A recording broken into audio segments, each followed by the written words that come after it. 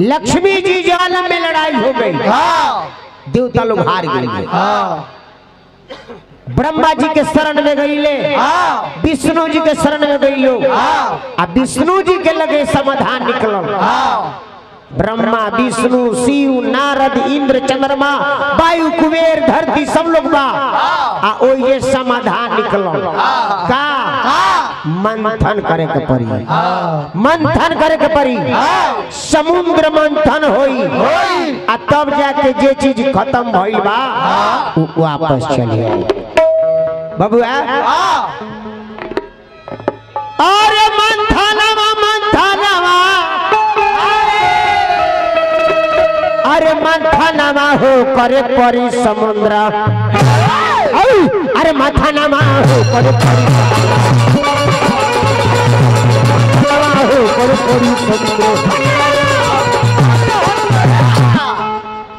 समुद्र का मंथन करना पड़ेगा। मंदराचल और बासुकी के सहयोग से समुद्र के मंथन हुई।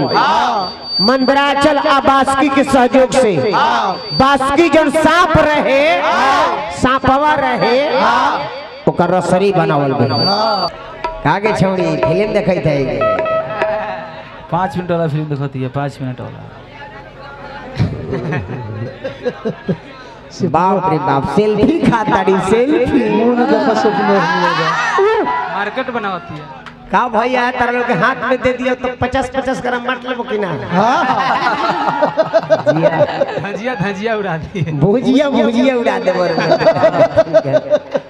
खटिया पर एकदम सारा और चांद ढीला हो जाए। मंथनमा मंथनमा मंथनमा हो समुद्र करे के पड़ी। अरे मंथनमा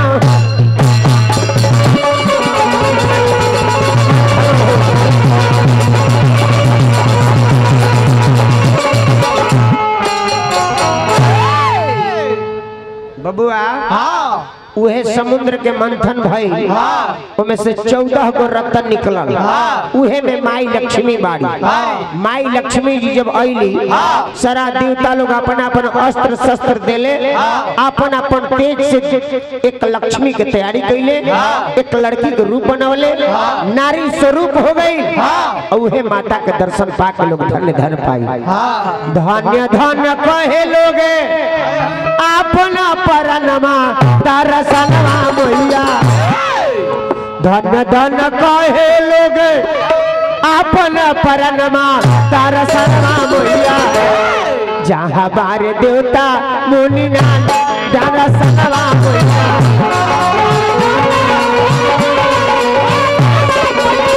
जहाँ बारे देवता मुनि नाथ दर्शनवा मैया।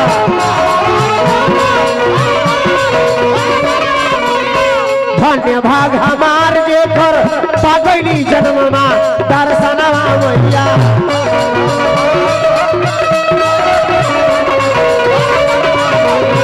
धन्य भाग हमार जोने पागली जन्ममा दर्शनवा मैया, दर्शनवा मैया, जेकर बाटे मही माया पार दर्शनवा।